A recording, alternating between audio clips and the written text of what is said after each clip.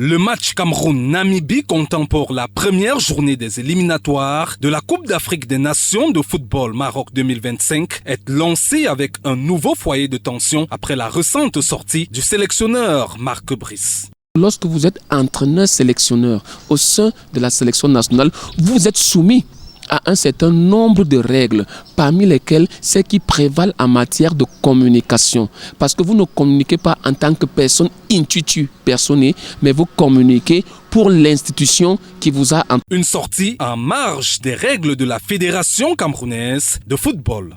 En matière de communication pour les organes de presse, l'entraîneur, lorsqu'il est contacté par la fédération, par un organe de presse, ça peut être la presse écrite, comme c'est le cas actuellement, comme la presse cybernétique, vous aviez l'obligation de vous référer au team presse de la fédération qui lui-même transmet cela au secrétaire général de la fédération camerounaise de football, qui vous donne non seulement le bon pour réaliser l'interview, mais après l'interview, vous aviez l'obligation de transmettre cela au secrétaire général de la Fédération camerounaise de football pour le bon à diffusion.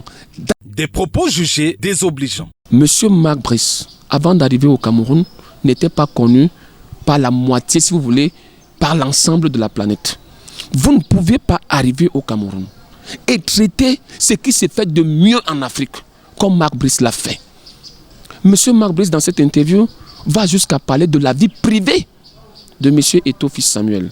Puis-je vous rappeler qu'en France, il a suffi que le président de la Fédération française de football vienne tenir des propos désagréables à l'encontre d'une légende du football en la personne de Zinedine Zidane, que ça n'a pas pris un mois pour qu'il soit écarté. Marc Brice pourrait donc se soumettre dans les jours à venir aux lois et règlements de l'instance fêtière du football camerounais. La première des choses que le droit camerounais conseille de faire, c'est d'abord de traduire M. Marc Brice devant le conseil de discipline de la Fédération camerounaise de football, afin qu'il puisse répondre de ses actes.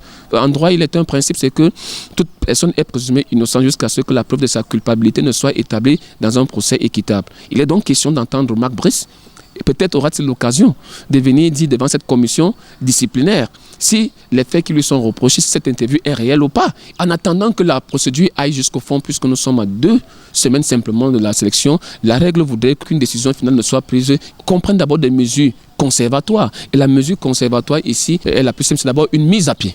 Mais dans cette situation, quel rôle doit jouer le ministère des Sports et de l'Éducation physique? Maintenant, quid du silence du ministère des Sports, qui pour ma part sera complice de tout ce qui est en train de se passer, parce qu'on a bien vu ailleurs comment l'État a pris ses responsabilités. Je crois qu'aujourd'hui, le ministère des Sports devrait être la première institution à demander la traduction de M. Marc Brice devant le conseil de discipline afin qu'il puisse répondre de ses actes. Le Cameroun va donc lancer sa campagne des éliminatoires de la CAN 2025 en rang dispersé, d'autant plus que l'ONIES vient de faire son entrée dans la danse à travers un communiqué qui informe la FECAFOOT de l'indisponibilité du stade de Japoma du côté de Douala, choisi pour abriter la rencontre Cameroun-Namibie comptant pour la première journée de ces éliminatoires.